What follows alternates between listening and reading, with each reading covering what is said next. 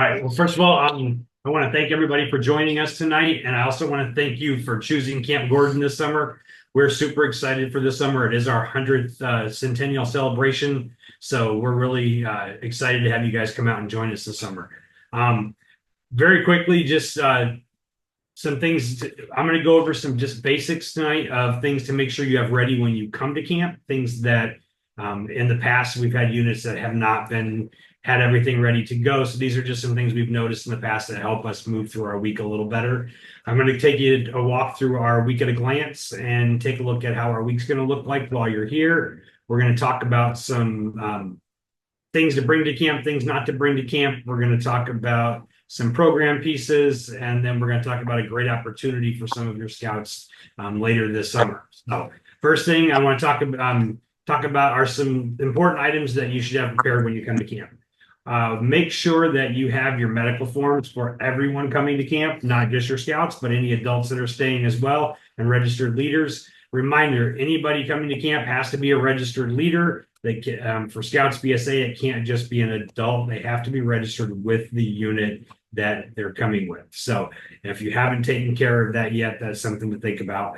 Make sure that on those medical forms, you have all your correct signatures. We do need part A, B, and C for everyone. For your immunization record, we need the month and the year those were given. And for our council, we are currently keeping a copy of part A of your medical form for everybody. So when you make those photocopies to bring to camp, if you can make an extra copy of part A, which is just that front page of the medical forms, that will help us in our record keeping. We're just keeping those for record purposes. We have an early release form that was attached to the leader's guide. I believe it's also on the registration. So if you have any scout that needs to leave before 5 p.m. on Friday, even if they're going to leave camp and come back, we have an early release form that needs to be filled out. You'll notice on there what we do is we have the parent sign out saying, yes, my scout can leave camp before camp is over. There's also a spot there for the unit leader to basically say, yes, I know the scout has left camp, and that way everybody knows who's gone. But if you have those filled out ahead of time, that makes things go much quicker when that scout needs to leave early, or it is Little League, all-star season, so we have lots of kids in and out for that kind of stuff. At the end of the week, we do a big barbecue, and we do invite guests to come join us for that. So talking with your parents, see about who might want to come out and join us for that barbecue. We'll talk more about that when you get to camp. But basically, I just need to know how many extra people are going to be here for that dinner. I need to know that by midweek so that our kitchen can be prepared for that. We also do a couple other things. Water shoes. To be in the water at waterfront, everyone must have a pair of water shoes on. That's a non-negotiable. So we do have a few pairs to borrow, but no guarantee on sizes or condition. So make sure that your scouts bring water shoes, or if you want to get in the water shoes as well. In camp as a whole, there's no open-toed shoes. So make sure that your scouts are wearing tennis shoes, boots, Crocs are acceptable, but they're not comfortable when feet are wet, hot and wet and sweaty. So I kind of discourage Crocs. They're also not the best traction walking around camp. Basically, appropriate clothing. I tell my scouts school appropriate is the right clothing to wear, and that's for adults and the scouts. So a couple questions that have come in. One, do we know the cost for the barbecue? So the barbecue meals are $11. Basically, what happens is for every person that you have registered for camp, adult and scouts together, that's already paid for. So I'm looking for extra. So let's say you have 3 scouts that are not gonna stay for the barbecue. They're going home early, whatever. That means you have 3 meals you've already paid for. So let's say another scout's got 3 guests coming in. That's a wash. That's not what I don't. That's totally fine with me. I don't have a problem with that.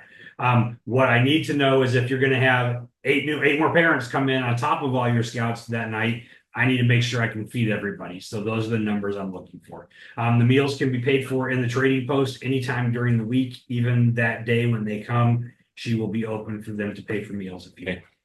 In a long time. And how much was that meal? The meal's $11. $11. Yep. And what time is that barbecue? So our schedule is that night. Our flags are at. We're going to get to that, but our flags are at or sorry, 4 o'clock that night. We're no, 5:30 is when flags are that night. Then we have a campfire about 5:45, and dinner starts when campfire's over. So it's 6:30, 7 o'clock, somewhere in there. So I always suggest parents come for our evening flag. That one, we know exactly where all the scouts are going to be, so it'll be easy for them to find your unit and catch up with you. And the rest of our evening is kind of a flow from there. So they're here for that flag. So about 5:30 is a good time to show up for flags, and then stay with us for the rest of the night till we're done.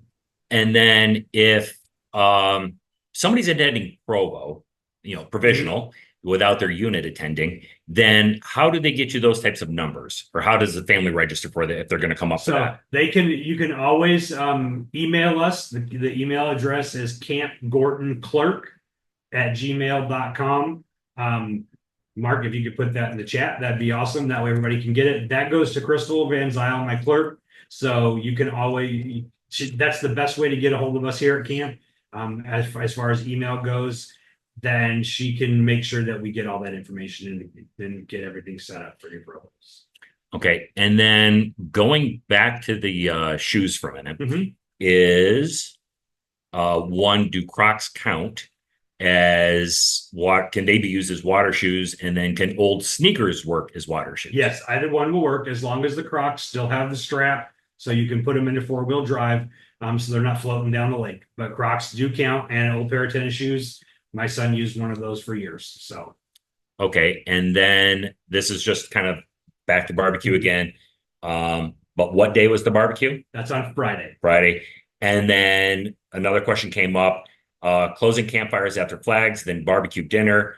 Does everything end after the barbecue? Yes. So the last piece of actual program we have is our campfire, and then we go eat. And at that point, we have no more actual scheduled program.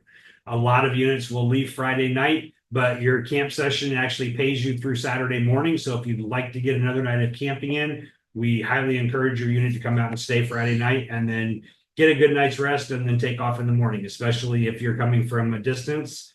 That's probably the safest thing instead of trying to drive home at 8 o'clock at night. It's your choice, and we'll talk about the units that are staying over, so I make sure I have a breakfast for you on Saturday as well once you're here. All right. So next thing is our week at a glance. Can a provisional stay Friday night also? So a provisional cannot stay Friday night because I do not have adult leadership for that.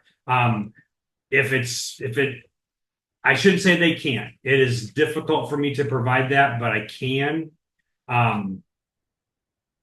It's high. I discourage it just because it's a possibility of them being the only one in camp. Unless you talk with us ahead of time and we can make plans ahead of time. Don't just expect them to be able to stay without planning that ahead of us. So the best answer there would be to confirm that through the Camp Gorton clerk@gmail.com, make arrangements through there, but realize that the answer may be no. Yes. All right. So, oh, never mind. It was somebody else kicking in. Thank you very much. It was, if a Provo needs to stay week 1 and they don't mind coming by Troop 750 site, we can watch them. Yeah. So, and that's always a great thing of other troops stepping up and helping out, because that's usually what you end up doing with provisionals, correct? Right, is right with another troop that's there. Yeah. And that's the great thing about scouting is everybody's willing to help out and do what we need to do to make sure the scouts can be here. So, all right. So looking at our week at a glance, this is just kind of a map. We'll have copies of this available for everybody. In fact, what I will do when we get done with Did you finish the appropriate clothing? Oh yeah, I did, but okay. Yeah. Nope. I just want to make sure I didn't move the slide without hitting that. Sorry. So what I will do is after we get done with this meeting, I will send an email out through Blackpug to all of the registered contacts or the registration contacts with this week at a glance, so that you have a copy of it before you come here. Knowing that it's subject to change. This is what we have planned, but as you know, it doesn't always go as well as the way we want it to. So just know that this is not set in stone, but this is right now what we have planned to do. So you come in on Sunday, registration starts at 1 p.m. Doesn't start at 12:55, doesn't start at 12:35. my staff is not ready to go until 1 p.m. So getting here early will help you get your unit all together and make sure everybody gets here on time, but we will not start checking units in until 1 o'clock. I also discourage units from trying to check in with me when you still got 4 that are coming and they're just 20 minutes behind. I like to check everybody in at once because a lot of what we do is going to be you're moving your unit from one place to another for that check-in day. So once you get here, you get all your scouts here. You'll check in with us outside of headquarters. You'll see me at a picnic table out there. Your site guide will bring you over. We'll talk you through the check-in process. We'll get you to your site where you can drop off gear, but we're not going to set up camp yet. We're just dropping off gear. Then we'll get you through our medical check so that we can make sure we've got everybody taken care of, medications, any limitations, making sure we have all the information we need. So you don't care if we arrive before 1 and eat lunch in the parking lot? That's absolutely your call. You're more than welcome to come do that, especially if you got a little bit of a travel. That's totally fine. I just won't be ready to do anything with your unit until 1 o'clock.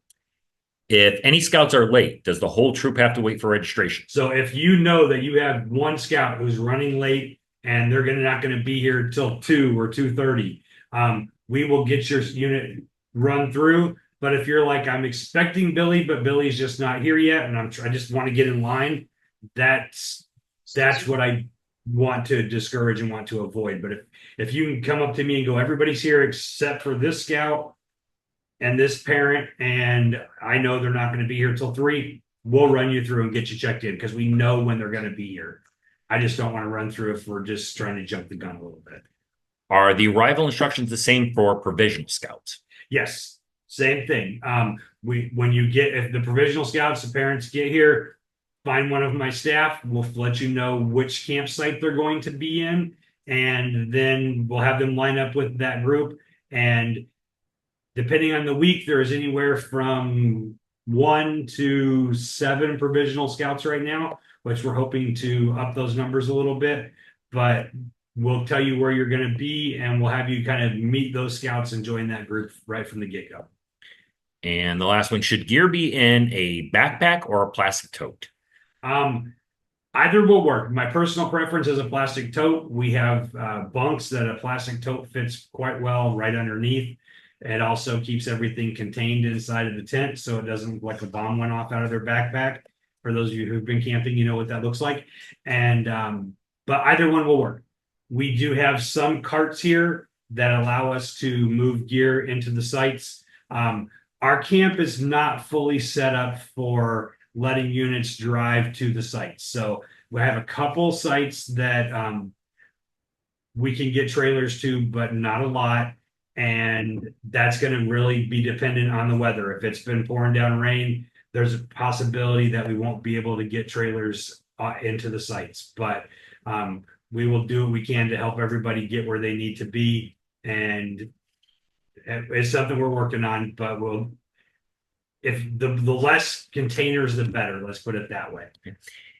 And Rick, thank you for posting a picture of the PDF of the suggested equipment list for camp in there, which does have that information in there. Another question that came in. And by the way, and that equipment list is found in the leader's guide that's available right on the registration page. Can trucks make it to sites to drop off gear? So that's what our camp is not designed for that at this point. Our infrastructure doesn't have access to all of our sites via unit vehicles. So the short answer to that is no. I know I've talked to a couple people and we're working on some things, but the short answer is no, we don't have the ability for you to drive to your site and drop stuff off in your truck. All right, so continuing that day, we'll get you through medical. We're going to take you to the dining hall and get your spot where you're going to eat. That won't change, so you get just a kind of assigned seating in the dining hall and learn how the dining hall works a little bit. And then, weather permitting, we'll be doing swim tests right after that. We are on a lake. We're not on a pool, and so our waterfront director is pretty much. I like to test everybody in our water because swimming in a lake is very different than swimming in a pool. And so he's pretty adamant that everybody tests. we highly encourage even scouts that don't want to do waterfront activities to take the swim test. If it's hot enough and they want to cool off, that's probably the best way to do it. If they haven't had a swim test, the most they can do is get their feet wet on the edge of the water. So as we also encourage the adults to take the swim test as well, because if you have scouts that don't want to take it, you taking it can kind of help them maybe at least try it. And again, if you want to take a boat out or if you want to go swimming, then having that being ranked as a swimmer or a beginner or a non-swimmer will decide what you can and can't do. So back to vehicles and sites. What about handicap parking? We have handicap parking in the parking lot, but there's not vehicles in the parking lot or in the campsites. Is blue swimmer required for boating? Yes. For any of the boating, you have to qualify as a swimmer, a BSA swimmer level first before you can do any boating activities. All right, so then after that, we're going to do a small tour of camp, make sure everybody knows where everything is in camp. And then our program, that pretty much takes us to evening flags. But in that time, we also have a chance to go back and set up your camps and get things organized there. I will have a staff member with you as a site guide that will make sure you get everywhere you need to go. And then we'll have clothing flag that evening. We're going to have dinner. We'll go do our opening campfire that night, and then we'll go back to our sites. The big thing I want everybody to notice on that week at a glance is our program ends between 8:30 and 9 o'clock every night, with the exception of if we do something that it needs to be dark for. So if we have the telescopes out, or if we're doing a glow-in-the-dark activity, we may run a little bit later. But all of our activities end right around that time. So around 9 o'clock is when we're done presenting stuff and we're done doing stuff with everybody. So we are, at that point, we ask people to return to their campsites. It's a great time for your unit to have a campfire, to do a unit activity, and then our lights out are at 10 o'clock. So then that's all week long. So then if you look Monday, Tuesday, Wednesday, and Thursday, schedules are pretty much the same. Not a whole lot changes except for Thursday night is our outpost night. And we'll talk a little bit about that in a minute. That is for some specific merit badges to fulfill some specific requirements, and also for our first year scouts. So Friday is when we do our mile swim in the morning. The SEALs physical training you see on the schedule is a program we have here at Camp Gorton. It is for older scouts who are interested in physical fitness and team building. It's really a team building and physical training type thing we have here. It's kind of a lot of camps have a similar program, but ours is done in the morning there, and they also do the outpost usually as well. So Friday ends with mile swim in the morning. There is some practice and stuff that's required to get through that, and then we run our normal rotations. But as you see, evening flags are a little bit earlier in the day. Instead of flags being at 5:45, we run them at 5:30, and then we go right into our campfire that night and our award ceremony for the week, and then our dinner. And then, like I said, our program is done at that point. So at that point, a lot of units decide to leave, but I am, again, inviting everybody to stay over Friday night and have another night of camping with your unit. One question that comes up a lot is food in sites, and we'll get to that in a little bit, because I know that the minute I mention campfire, a lot of people get into, well, what can we do? You know, can we have this? Can we have that? So we'll talk about that in a minute. So, any questions on that? All right, we're going to move on. So this has been a big question that I've gotten from a lot of people over the last few months, especially since merit badges opened in May. The Wednesday schedule. So yes, Wednesday did not have a lot of merit badges listed during that time. It is light on merit badges, but that's for a reason. We're going to have open areas during that time as well. So there'll be an opportunity for people to go over and build fires in Scoutcraft, or go down to STEM and play a game, go to handicraft and make a craft of some sort. There's going to be some open archery and open rifle during that time as well. So if you had trouble finding a merit badge for your scout during that time, that was kind of purposeful, because we're also going to do camp-wide games and some other stuff in there. We wanted some opportunities, but we didn't want to fill that time with merit badges.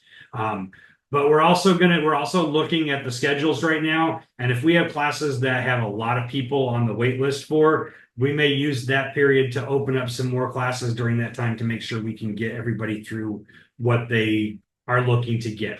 And along those same lines as well, remember, a lot of our merit badges have prereqs, especially our Eagle's Nest merit badges, those Eagle required. There are a lot of things that we have to do at home to complete those merit badges. So if your scouts have not completed those things yet, we will cover what we can do in camp, but they won't be able to complete that merit badge without those things, extra things done that they would have to show us in order to complete the merit badge.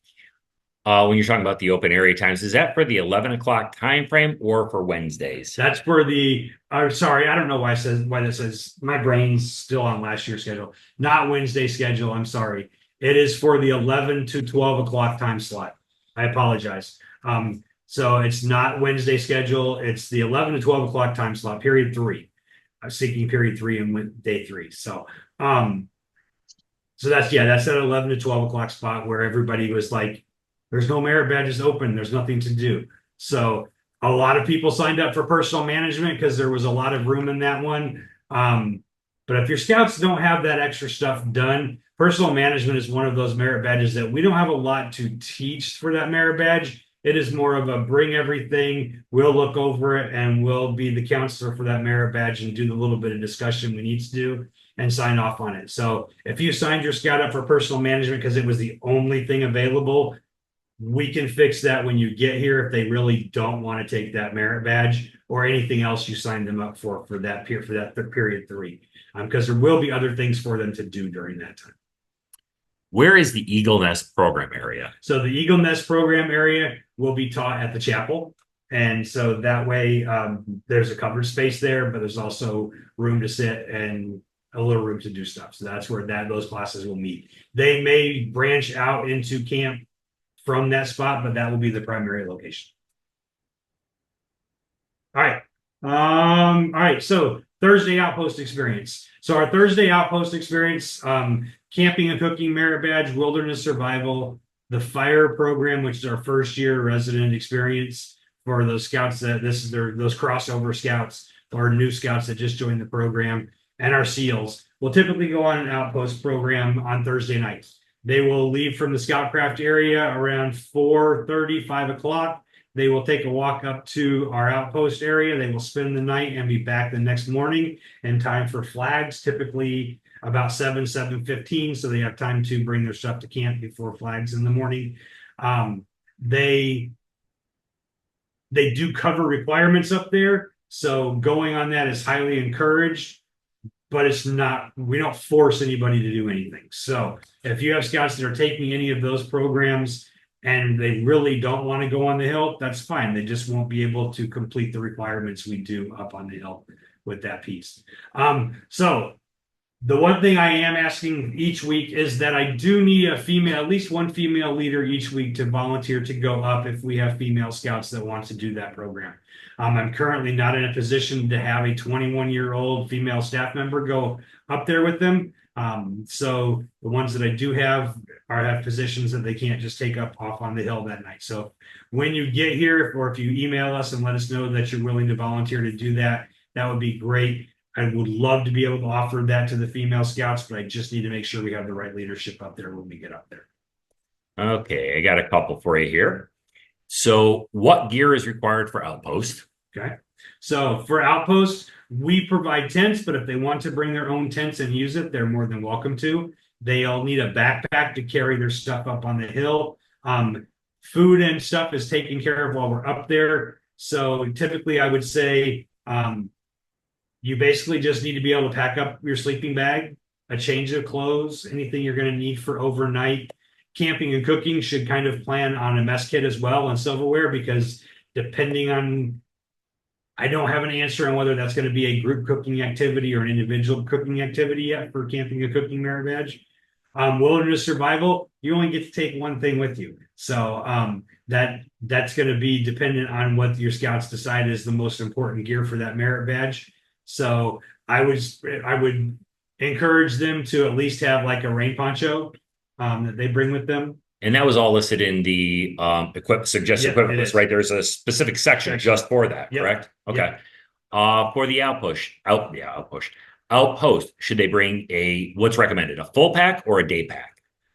They literally have to take whatever they're going to take up there overnight, that just the essentials they need overnight. So a full pack really isn't necessary unless you've got that scout who wants their sleeping bag and their sleeping pad and their special pillow. And, they need to bring everything under the sun with them. Typically like a 30-liter, 40-liter back, day pack type thing is plenty. Whatever can fit their stuff. Yeah, whatever will fit their stuff. Are sands bags and or tents needed for provisional scouts? Not sure I understand that question.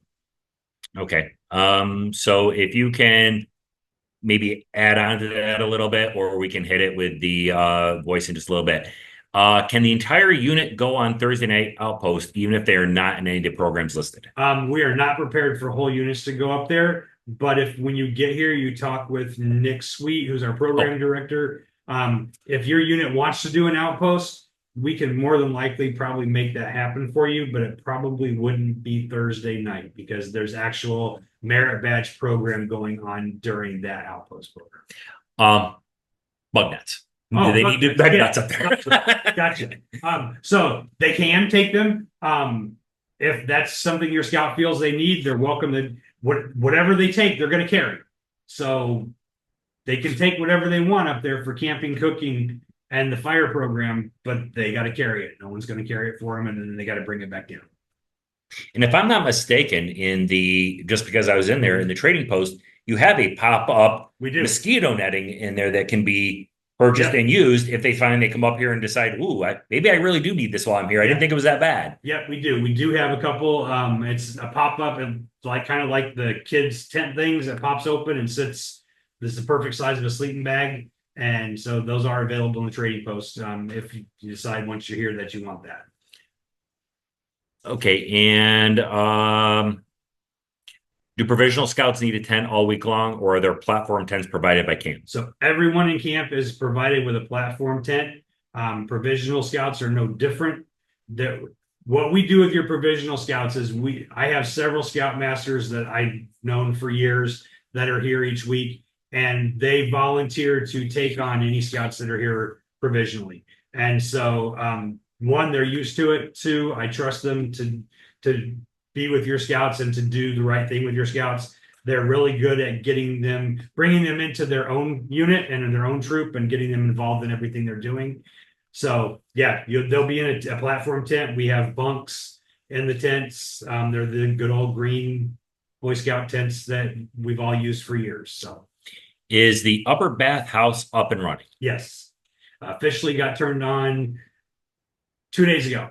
So that's been completely replumbed and a lot of work done in there. And we turned that on officially 2 days ago. So secondary shower house is up and running.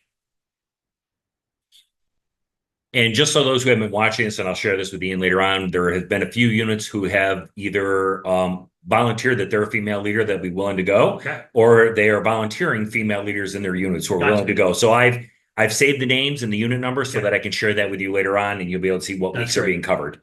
And again, thank you for everybody who is volunteering. Again, as Ian brought up, this is a hugely volunteer-run thing to support one another. Yeah. And yeah, I'll leave it at that. Yeah. All right. So just some things. This is a short list. We do have it in the leader's guide, a little bit more comprehensive list. But typical items to bring to camp. Bring your scout uniform. We wear uniforms for evening colors and dinner every single day. We don't wear them for morning flag or any activities during the day, but we do use them in the evening. Okay, so Rick, I will absolutely say you're right on this. My apologies. The voice behind the screen who has been running the computer portion of this, my name is Mark McGrain. I'm the council commissioner and one of our tech support people. So that is a guy who's just the voice in the background. Kind of think Bob Barker with his voice going along in there for the show. So pay no attention to the man behind the curtain. My apologies for not introducing myself.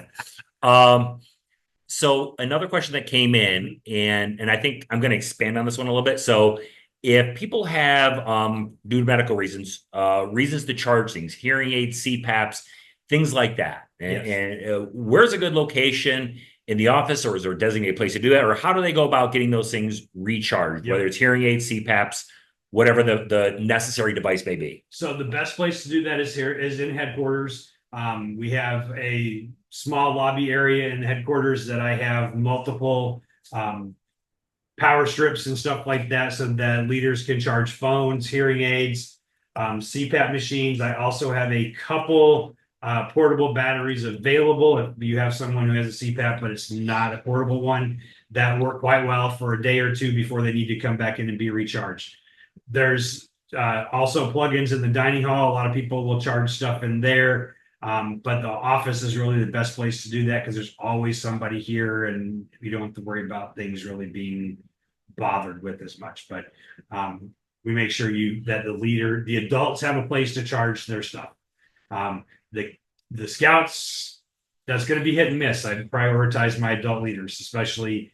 I know a lot of you are taking time off from work to do this. And even though you're taking time off, you also may have to do some work while you're here. And so we do have internet available at headquarters for the adults. And we'll make sure that if you have things you need to do for work, that you have that access to make sure you can do that. So I'm going to kind of mix two questions in here together. So one, are Class A uniforms required for evening colors and dinner only? Friday flags, campfire dinner as well. And since somebody asked about the meals, the food, can you expand about changes to the meals this year? So, yes, what many of us call a Class A uniform, our field uniforms, we wear only for evening flags and for dinner every single night, including Friday night for that dinner. Which if you're going home that night is perfect because your scout's already in their uniform and they are ready to travel. But that's the only time during the week that we wear them is evening colors. So if we have a little bit of a break between 5 and 5:45 when we do flags, go back, get changed, grab your shirts. Now we do have program after dinner. So a lot of units will either find a place where they can gather all of the scouts shirts so that they're not out there painting in their uniforms or doing whatever they're doing in their uniforms, or they'll have the kids shove them in a backpack or whatever. But after dinner, we do encourage taking them off so that they don't get ruined while they're having fun around camp. We do so again this year. Last year we started with a food service company that's coming in and running our kitchen for us. We've continued that this year.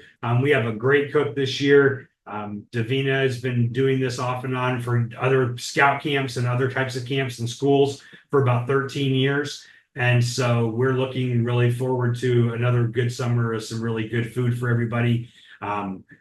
If you have any dietary restrictions and you have not sent them to us yet, I need those like today. So in your registrations, you can go in and update the information for people and put them in that way. If you have issues with going in that way, you can also email those things to Crystal at the campgortonclerk@gmail.com email address so that we can make sure that everyone here has what they need.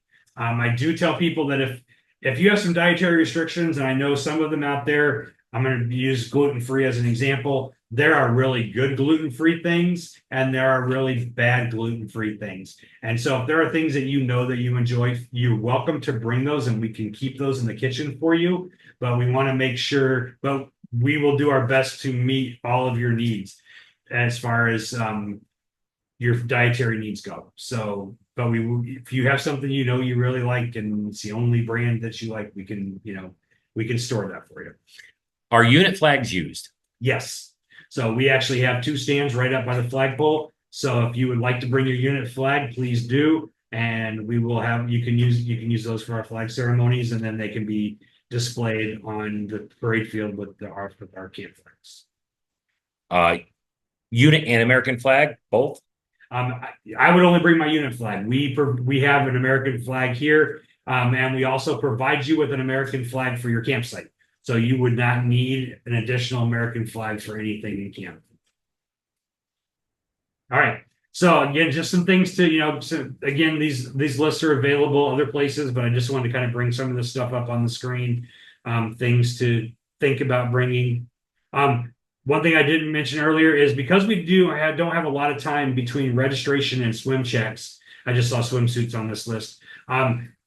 It's highly encouraged to have your scouts wear their swimsuits either underneath their clothes or to camp, because there's not going to be a whole lot of time to change. We have a lot of scouts every week, and it's going to take a lot to get everybody through. So the quicker we can move around through camp, the quicker we can get all of that stuff taken care of. So there won't be a lot of time to change. So they can be wearing those when you arrive. That will just make things flow a little better. So some optional items to bring to camp. You can always bring a camera, bug repellent, but we ask for non-aerosol items. The chemicals in the aerosol cans break down the atmosphere for starters. It's not really environmentally friendly, but it also breaks down the waterproofing on our tents. The chemicals in your aerosols and the chemicals in the waterproofing don't like each other. And that's how it just helps us maintain better equipment for you guys' use when you're here. If you want to bring a musical instrument or anything like that, you're welcome to bring those things. Obviously, we're all in Scouts. We know what we don't take on campouts, but there's a list of some things that we should not be here and we really don't need. Should Scouts wear Class A on arrival? That is up to your unit, but it's not necessary. You'll have time to change into your field uniform before flights. Okay. And then on the list for the equipment to bring, there was a listing for Western theme. Is that this year's camp theme? No. So the list you have right that I put on the screen is actually a Cub list. We don't theme our Scouts BSA. When you get here, there may be a little medieval stuff still hanging around because that's our theme this year for Cub Scouts. So there might be a few things hanging around that look like we've been in King Arthur's time, but we don't normally do a theme for Scouts BSA. So don't be surprised if you see some stuff, but it is what it is. Any questions about stuff to bring, stuff to take or not to bring? All right. So some things about our campsites. Our campsites are laid out in a specific way. And so when you get here, we ask you not to move our platforms or our tents or the canopies that are there, because we've had them set up so that we can get in and do what we need to do. And also, in case of emergency, we can get in and out with stuff. Okay. So somebody posted, I want to expand on this one just a little bit. I think I'm going to answer more of this and maybe you can chip in, but on the items of things to leave at home and whatnot was about cell phones. They were thanking you for taking the bullet with that because they're going to share it with the families. Yeah. That's more to do to the limited charging and whatnot. And Right. Scouts, we want them to participate in the program. However, Scouts that do bring it and are being responsible with it, we certainly do encourage the taking of photos of the activities that they're doing, camping here, the videos of it, just not to the detriment of their program or other people doing it. It's a great way to share their experiences. And again, for their parents to see what they've been doing at camp and spent their money on.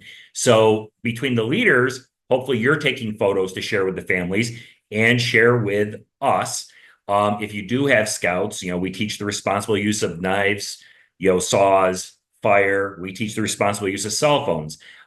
We have safety classes on this one. So it's more due to the limited areas of charging than it is that we don't believe that they should be using a cell phone. We want the responsible use of a cell phone.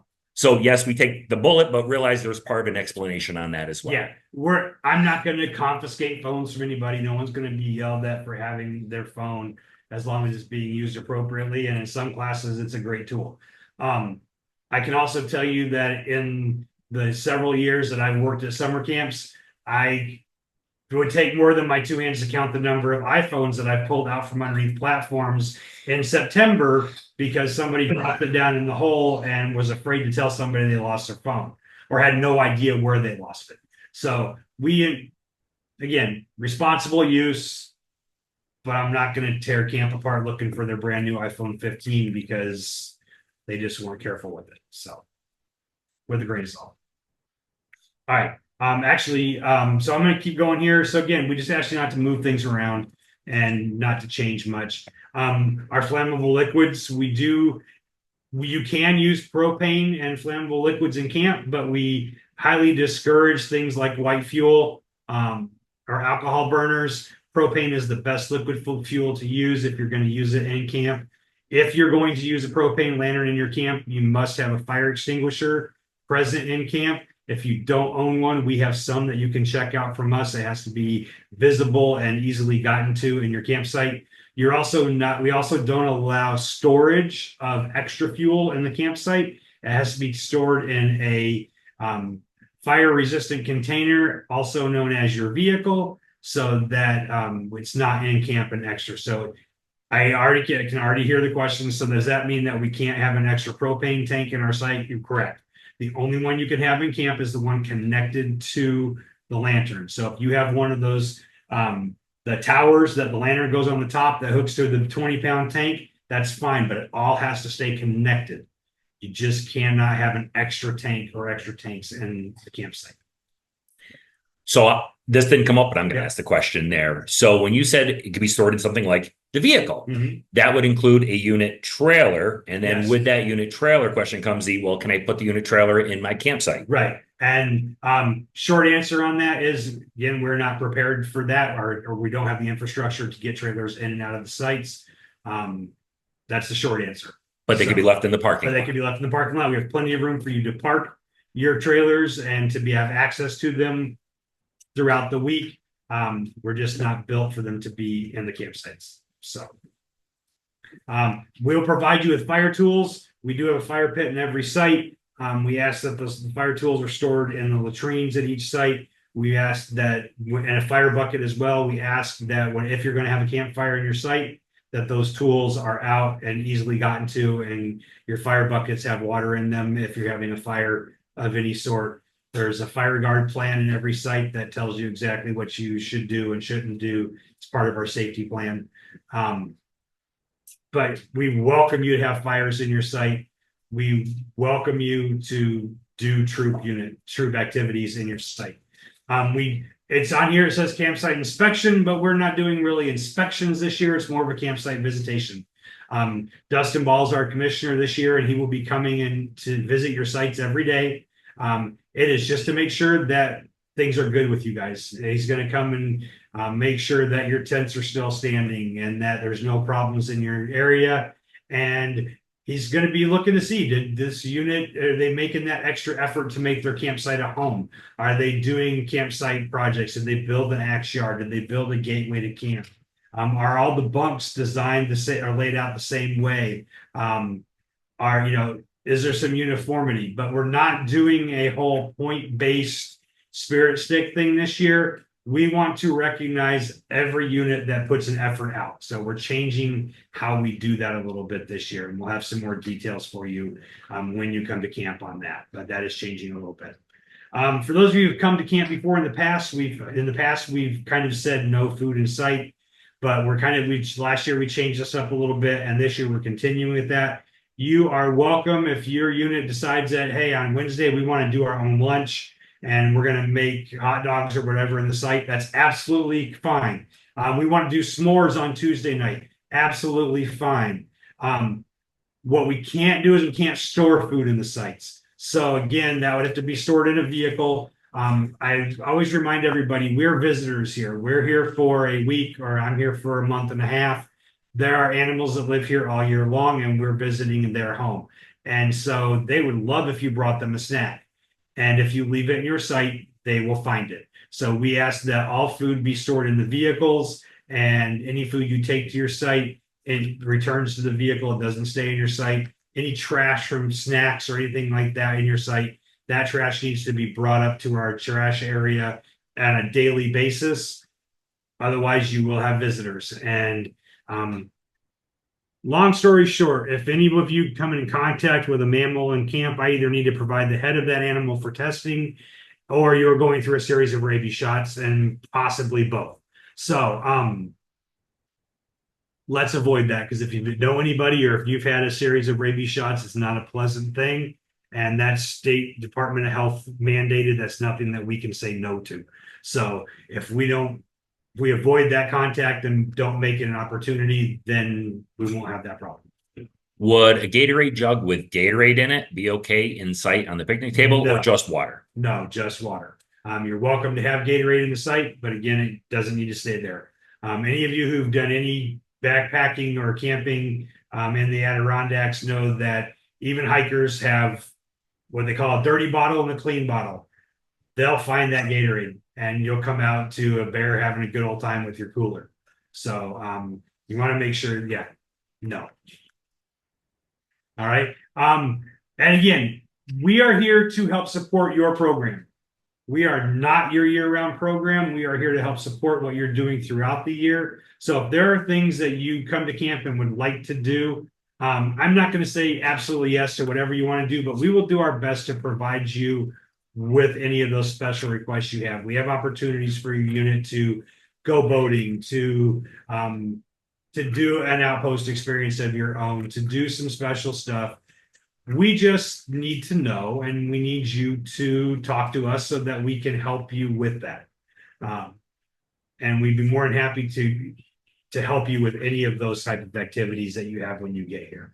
Again, you can talk with Nick and see what we can do to help with that.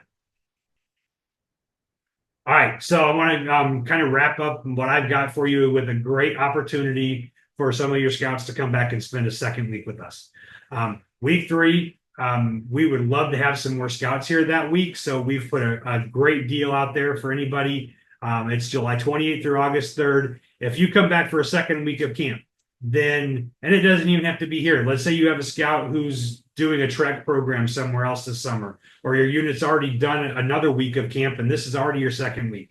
Come back week 3. The cost will be $450. That's $130 off the regular price for coming that week. So any scout who's been to camp already this summer anywhere, we will give that deal to. And then if you have a scout who couldn't make it with your unit during that time, but they'd like to come back just provisionally, and it is their first week of camp, we're going to extend the early bird price to them for $550 for anybody who didn't get a chance to come to camp yet. So again, you can take care of that. Mark, I don't remember, is that up available on the website? So you can register for that through the website. If you're having trouble with that, again, you can contact us here and we can help you get through that as well. You can even sign up for that while you're at camp. So if you have a camper that comes and they're super excited and they want to come back for another week, that's a great opportunity for them to do that. So I'm going to add on to one more bonus that's going on with that too. If you have members of the Order of the Arrow in your unit, if those members of the youth members of the Order of the Arrow want to attend week 3, the lodge will pay $150 towards their registration, with the understanding that they will be doing work crew for 2 periods, and they'll be able to choose those 2 periods. So they would, let's say they choose period 1 and period 2, they're working, and then period 3 is kind of the open area time, take classes 4 and 5, and then if they do they could also choose the other way around of they're taking classes 1 and 2 and then doing the work crew period 4 and 5. So an email went out to all members of the Order of the Arrow that had a coupon code with it, and they used that coupon code to apply onto the registration. That gives the OA discount on that. If they don't find that email or remember that email, they can certainly contact the lodge advisor or the lodge chief, and they can provide them with that email as well with that code. So, and then to add on to that, so I'm going to have to say the question came in, does that work for out of lodge scouts? You'll have to contact the lodge advisor of the local Order of the Arrow. If you go to the council website under Order of the Arrow, it will have their email right on there. And then a couple questions came in, and as you're answering it, I'll see if I can dig up this email real quick. Before we go to questions real quick, the Order of the Arrow thing reminded me. Tuesday night, we do an Order of the Arrow recognition evening. We ask any Order of the Arrow members to wear their sashes that night, and there will be some events for them as well as a special Order of the Arrow member only dessert that evening as a kind of a Cracker Barrel type thing. So if you have members that are coming that are members of the Order of the Arrow, have them bring their sashes, and we'll have them kind of step out and be recognized on Tuesday and have some special events just for them. You know, I'm looking up this email. You could have talked for another minute. So the first question is boating. what is the prereq on the motoring merit badge? Do they really need a New York State license? So if you're from New York State, yes. The requirement is that you have the license or permit required for boating within your state.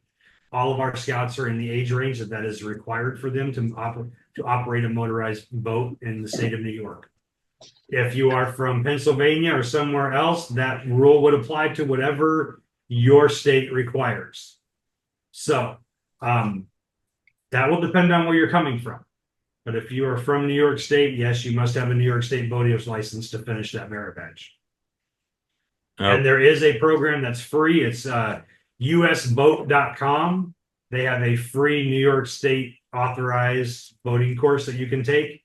It's not short, but none of those programs are. It's kind of like a hunter safety course. It takes some time, but the information there is good. Okay, so let's see. I'm going to add on to that just a comment that came in. So that's some partials. So that's true with all kinds of things. So as many people are aware who've been here in the past and who did our registration, we use a system called Black Pug. And the way that works is we will, shortly after camp is over with, have all of your advancement uploaded to that. You will then receive, and this will be the registration contact, you'll receive an email letting you know that you can download the Scout Book upload. You can download a download that can be uploaded to Troop Master. You can download an advancement report. You can download blue cards. This will also include partials as well.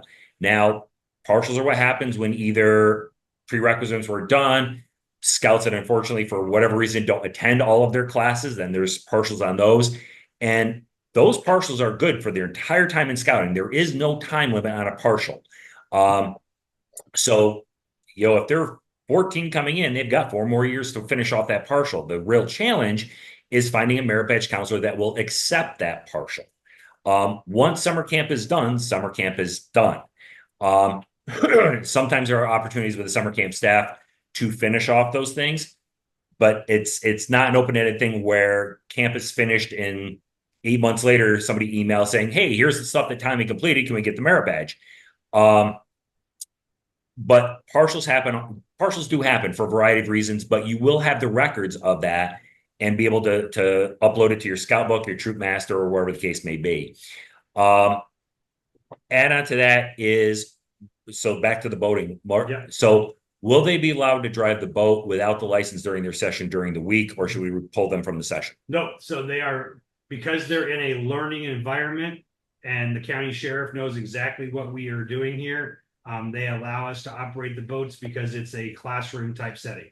And your scout will never be out on a boat by themselves. They will always have one of my staff members that's over 21 with them on the boat.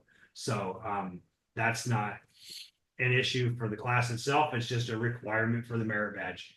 And I will tell you that our policy, which is the same as Scouts policy, no more, no less.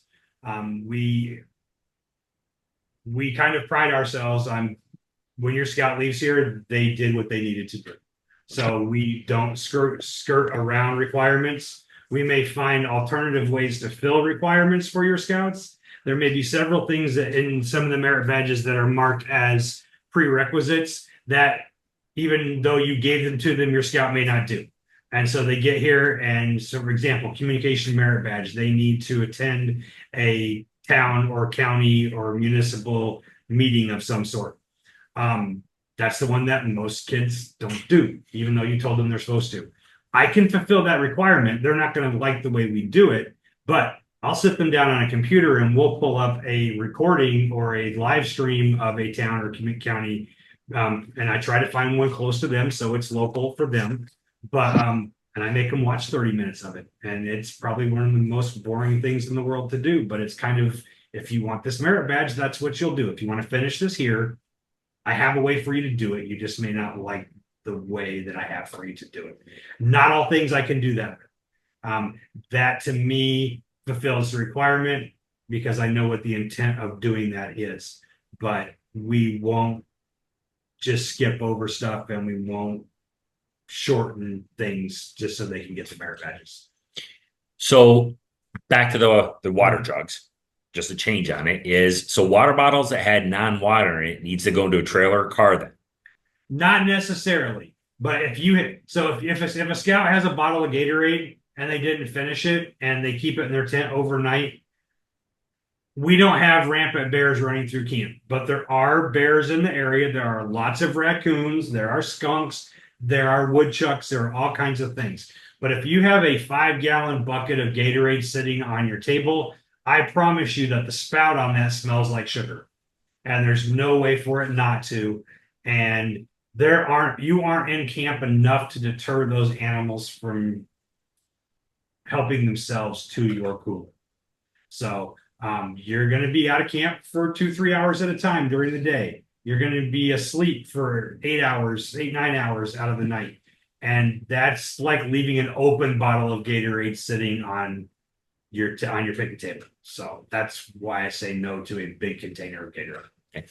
So I'm going to answer that. I think I'm going to answer the next one, and then Ian can correct me if I'm wrong. So I guess I want to clear up OA day versus the OA work crew thing on week 3. So the work crew discount on week 3 is our lodge paying for airmen to go attend camp, but do work at camp for part of it. For those of you who are out of our council, so not in the Five Rivers Council, you would definitely need to talk to the lodge advisor of the Order of the Arrow. I put it in the chat room about their email address. I'm not going to commit the local OA. However, when Ian mentioned the OA days going on at camp, any airman, youth and adult, are absolutely welcome to wear their sash, participate in activities with a butt that's usually attached to that. If there are people that are interested, and we had ceremony team members available, we do the Brotherhood conversion ceremony. That tends to be only with members of the local lodge because of the recording requirements and the requirements of the OA. However, I say that at the same time, that would be something you'd want to confirm with the summer camp lodge chief who would be here. But my understanding is they only do Brotherhood conversion for current members of the local lodge. Right. There is a way for us to do it for out of council units, but it requires written permission from your lodge chief and your lodge advisor for us to do that ceremony for you. So that it's really just a day for us to recognize everyone who's part of the Order of the Arrow, and an opportunity for us to, kind of say thank you and give you some special things that you just get to do for the service that you provide.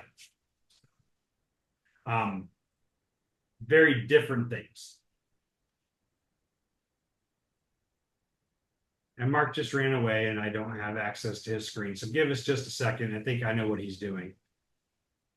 While he's gone on, we'll talk a little bit. So we do have a centennial celebration. This is we were founded in 1924. So 2024 is our centennial. And I told you, I knew what he was doing. So that celebration is going to be this Saturday. We are happy we're excited for being here for 100 years. Last year was our 100th year of summer camp, or our 100th session of summer camp.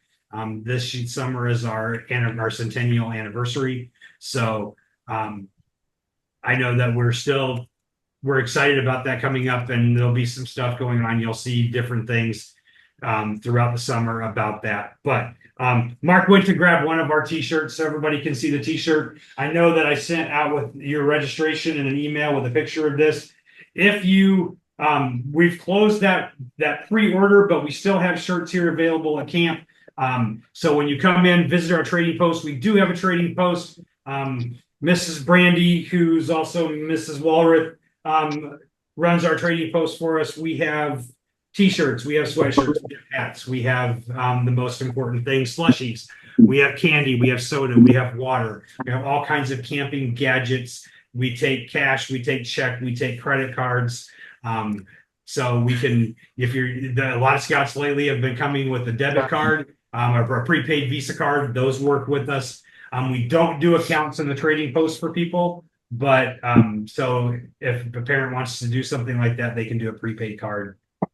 But we're all set. So yes, there is a trading post. Yes, they can come buy snacks and goodies. Sorry, he's wondering why I'm laughing here. So let me turn the video back on when he holds up the t-shirt. Okay, show people. He did a great job of showing it to you too. So here's the shirt that Mark didn't want you to see for this year's. Like I said, you all got a picture of that at some point. But so Okay, there was a question with this yeah. too. Let me just turn that video off so you can start making faces at me. Yeah. Can you remind again when the cutoff for t-shirt orders is? So the cutoff for pre-orders was actually yesterday. So that's closed, but we still have t-shirts available in the trading post. Honestly, the only difference in price between the pre-order and the new one is that if you pre-ordered, we covered the tax for you. And there's a tax on clothing in New York State. So we covered that part for you if you pre-ordered. If you buy one in the trading post, it's going to be the exact same price, $16 or $18, depending or more, depending on the size. But you're going to get charged a 4% tax on top of that in the trading post. So, and when would like get those? So if they ordered them online, so if you order those online, Brandy's working on having those so that you can pick them up Friday evening. I don't have a specific time, but we're shooting for like flats before dinner or immediately after dinner. You can pick those up from her. okay. Let's see. A message came through saying I received the communication that said shirts should be picked up Sunday. Yes, so Sunday on check-in. But the shirts won't be like when you get here and register, Brandy will not be ready to give you your t-shirts the minute you arrive. So Sunday will be the day you pick them up, but it will probably be closer to dinner time before that happens. And your first opportunity to wear those shirts is going to be Monday anyways. So they'll be available Sunday afternoon, Sunday evening. The trading post is open before dinner and after dinner, so you have plenty of time to go in and pick those up. She will have them set aside with your unit as long as they are all paid for. She's going to hand you a bag, and here's your t-shirts. And if you still owe money, then she's going to send you up front to take care of that if you pre-ordered. Otherwise, if you didn't pre-order, you can pay Brandy right in the office to take care of that. How are the program extras, muzzleloader, polar activity, stargazing, etc., announced, advertised, and registered for? And how do we know which ones require pre-registration? So none of those require pre-registration.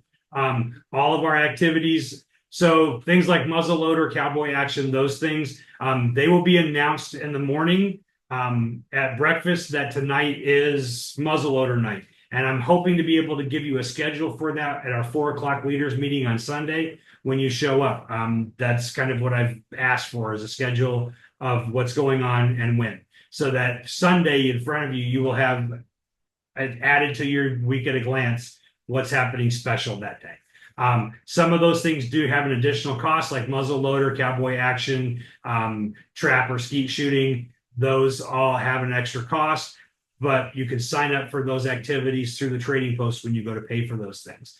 Things like stargazing and those kind of activities, there's no extra cost. They're open to everybody. It's a just show up for type thing. So the only thing that would require us knowing ahead of time is because you got to pay for it, and that's the shooting sports events in the evening. Okay. I think at this time, with any other questions coming in, we're going to not mute you. So if you unmute yourself and want to ask a question, we're going to be right here. Oh, and I just had one come in as you're working on unmuting yourselves for questions. But the next one that just came in was, do all sites have canopy or picnic shelter, potable water, their own latrine? Yes. Well, yes, everyone has a canopy and a shelter. Everyone has potable water. There are a couple sites that share a latrine, but there are two-sided latrine. So the single latrines in the sites have a urinal and two toilets and a sink with potable water, running water. It's the same water we use for everything in camp, our kitchen and everything. So it's very well filtered. I will promise you that. And then there's a couple sites that share one, but it's a two-sided latrine that has two urinals and four toilet seats. And we also offer, so the sites that don't have two sides, we have a female sign that can hang across it. So when females are using the bathroom, we put that across so that we don't have any accidents that way. The sites that have two sides that share one latrine, we usually designate one side as male and one side as female. So there's no issues unless there's no females or no males in either of those sites, and then it's open for full use. But yes, they do have, everywhere has, that's actually a New York State thing. But yeah, everybody has their own latrine with a sink and running water.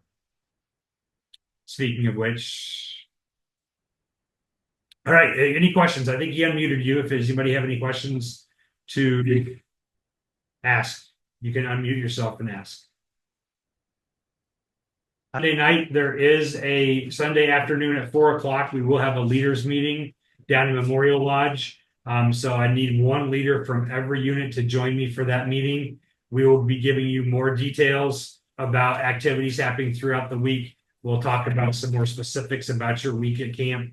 We will also have a meeting every morning, just quickly after breakfast. We call it second cup of coffee. We'll all get together, one leader from each unit, and we'll just kind of touch base about what's going on that day, if there's any changes or any concerns, and whatever we can do to make your stay with us better. Okay. Do sites have room for personal tents? Depending on the site, some of our sites, yes, you could put a personal tent up. Some of them, you would have a hard time getting a tent to without rolling to one side. So it really depends on where you're at, which sites can handle that. Okay.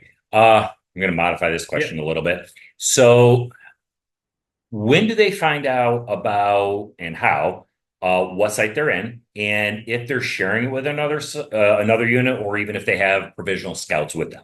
So if you go on and look at your registration now, it will actually show you which site that you've been assigned to. We are still making a few small adjustments, but for the most part, what your registration shows you, what site you're in, is the site that you're going to be in. We do our best to give people their choices as to where they're at, but depending on unit sizes and all that kind of stuff, medical reasons, there are lots of factors that go into where I put people as far as sites go. But I do my best to make sure that we are giving people their first choice if at all possible. I know several of you I have had conversations with and talked about some specific needs and unit sizes. There's no way for me to tell you whether you're sharing with another unit or not.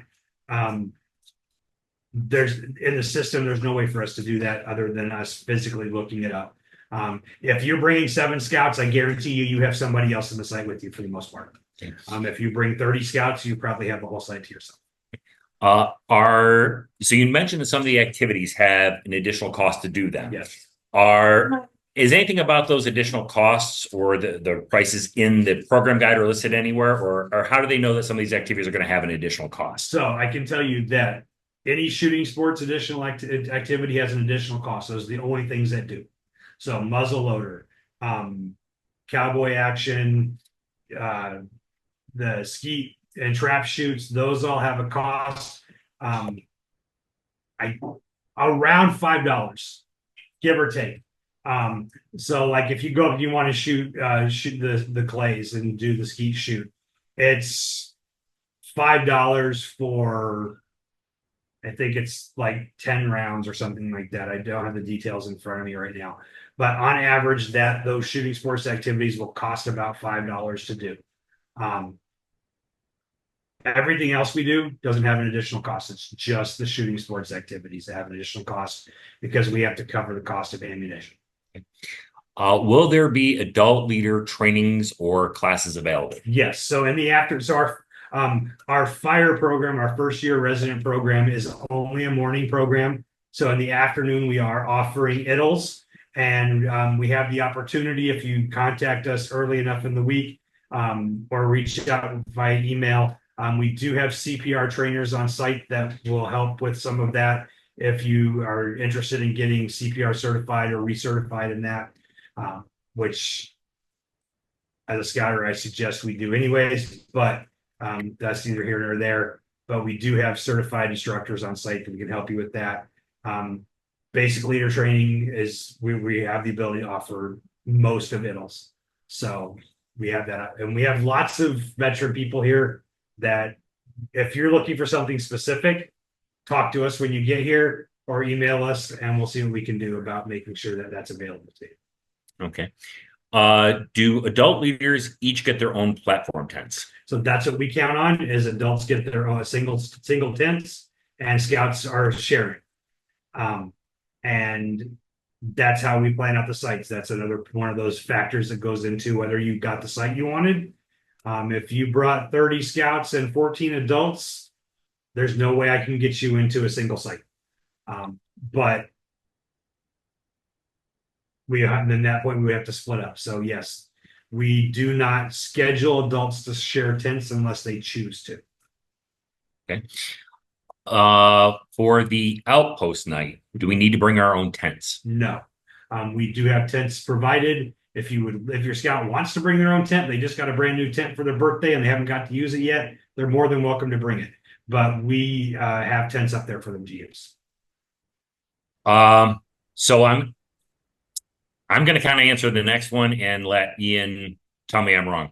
So somebody had asked a question about they need wilderness first aid because they're going to sea base. Can they get that at camp during the week? So I don't think Ian has anybody up here that's certified to teach that. I am certified to teach that. And depending on the times that they have available for leaders, I can make time on week 1 to come up. I'm up here week 3 with my unit. Yes, somebody else posted it's a 16-hour class. However, the majority of the classes that we run are a blended learning class, which means you take a majority of the book work online, saving you a short period of a few hours of the hands-on portion. Depending on the week you're coming and Ian's schedule, because he is the camp director, I am willing to certainly come up during week 1 to do it for people who need it. There is a cost to that one ahead of time.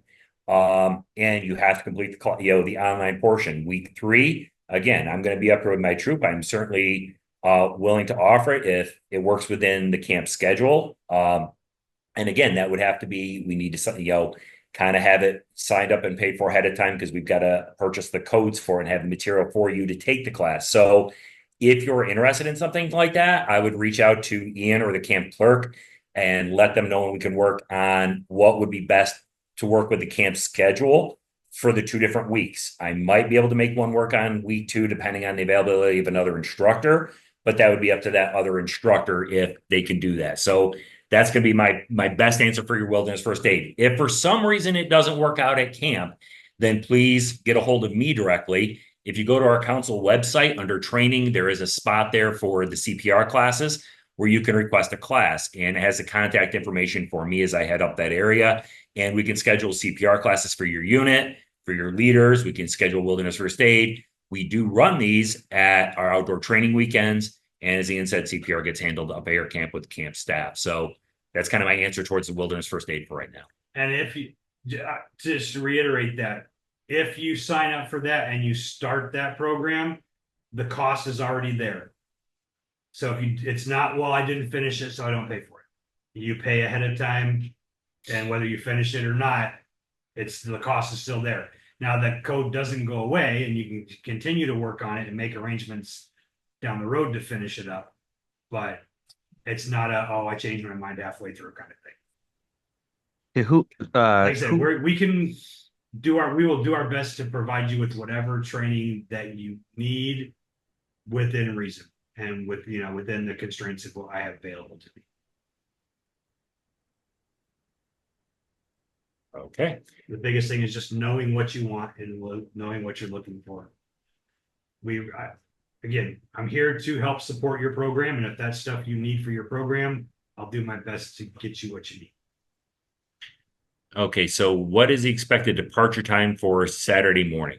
All right, so Saturday morning, we will get up and we will do a normal 7:45 flag ceremony. That's optional for units, but my staff will be out there. We will raise the colors that day. Breakfast will be at 8 o'clock. I believe officially 10 o'clock is our checkout time. We still have to come out and do it. When you get here and you show up at your site, you will do a walkthrough check-in type thing to make sure that all your equipment that's in your site, your tents and everything, are in good working order. You're going to sign off that it's all good. Even Friday before you leave, you must get a checkout where we walk through and make sure that all the tents still don't have holes in them and the mattresses are still not ripped open. So. Okay, so again, the voice in the background is Mark McGrain.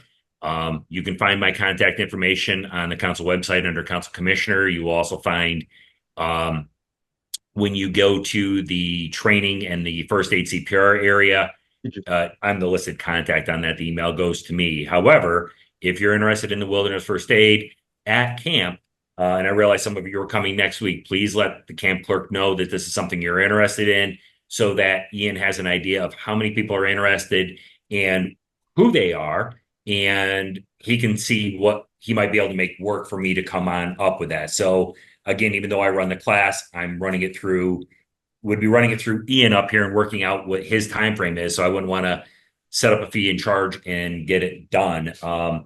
I will tell you that since your food's already taken care of, it is roughly a $40 class to take wilderness first aid. For those who are doing wilderness first aid, please realize you also have to already be certified in CPR. Now, we can do a CPR course, but Ian's already taken care of that. I'm not sure if what they're offering has an additional fee for the leaders on that. But what we can do is even if I do wilderness first aid earlier in the week and then you complete CPR later, that's fine. I just can't issue a wilderness first aid card until I have a copy of your CPR card. If you are already certified in CPR, just make sure you have a copy of your certificate because I will need that. And then who is the camp clerk? So I'll let you say that because they're Crystal Van Zyle's my camp clerk. Crystal's been with us for several years now. She's come, her and her family have become staples here, just like mine has. And so when you come in the office, Crystal's the one you'll see behind the window. She's the one who gets all the Camp Gorton clerk emails. If you need to get a hold of me directly, my email is campgortondirector@gmail.com. But a lot of the just basic questions or things like that, Crystal can handle just fine. If it's something she can't, she can always forward it to me.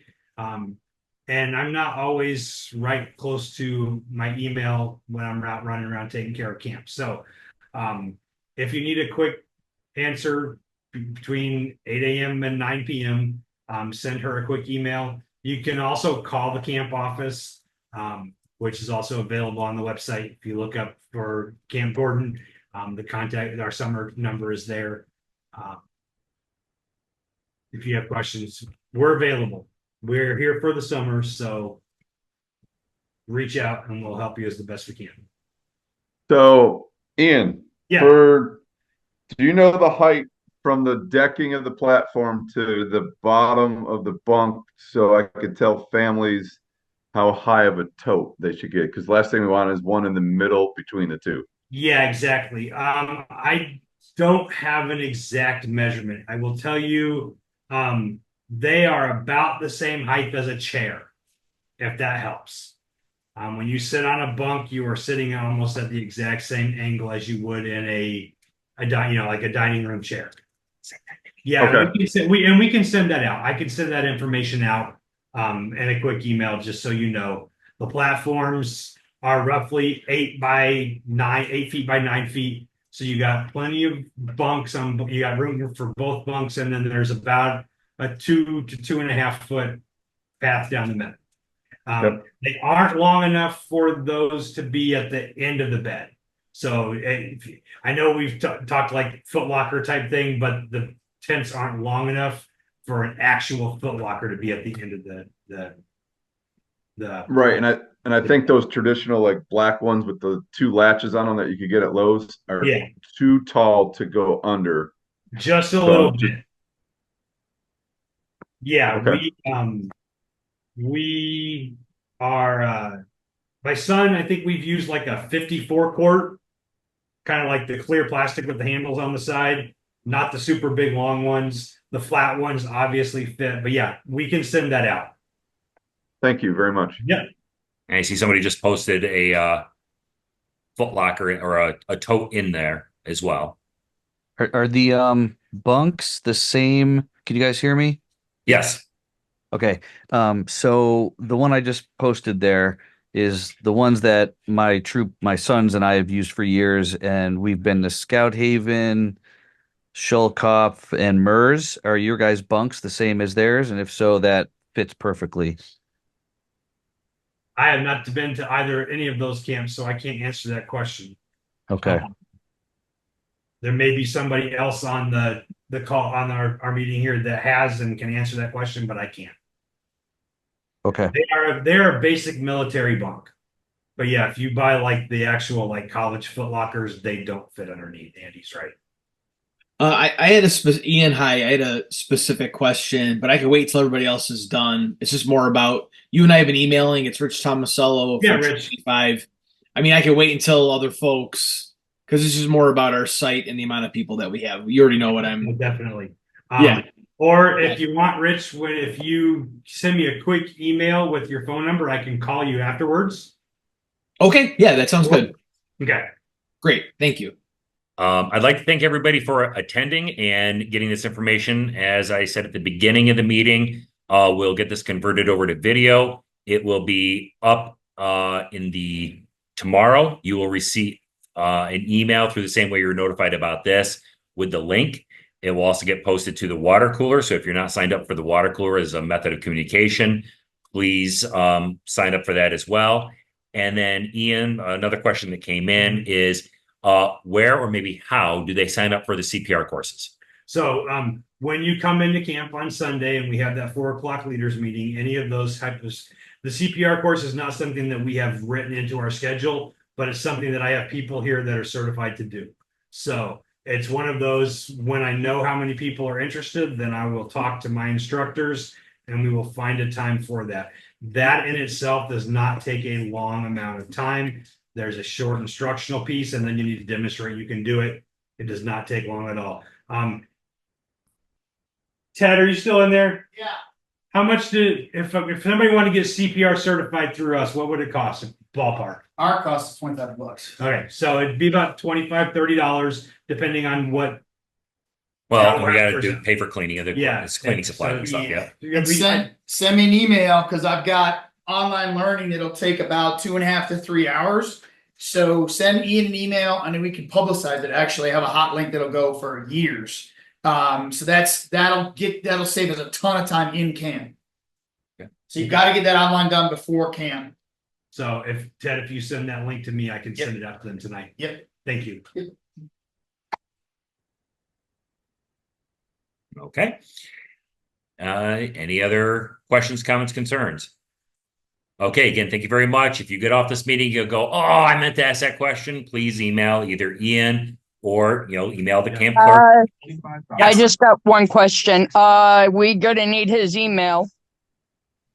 So my email, is campgortondirector@gmail.com. And he's putting that on right now. Yep. And at the same thing on the emails that you've gotten from the no reply, they all have that at their they always end with if you have any questions, please contact, and it would list both Ian as our camp director and Carl Ziegenfuss, who is our staff advisor. However, Ian is much more equipped than Carl to answer the questions because Ian is here running everything and Carl is support. I'm sorry, that was Camp Gorton director. I didn't take her. Somebody said, I think I can clear this one up a little bit. They thought maybe the person who's asking for the email was asking about Quinn's. You're more they're going to be going through you. You're going to be sending out the information that they need to sign up for the CPR course or the pre-online material. Right. I'll send that link out to everybody. And then if that's done when you come to camp, then Ted will make time to make sure that you get an opportunity to do the hands-on piece. Okay. All right. Any last questions, comments, concerns? Okay. With that, again, thank you very much. You can start signing off as you're done. We're done except for answering questions. We're not going to end until the last person signs off. And then recording will be done and worked out from there. So again, thank you very much and have a nice night.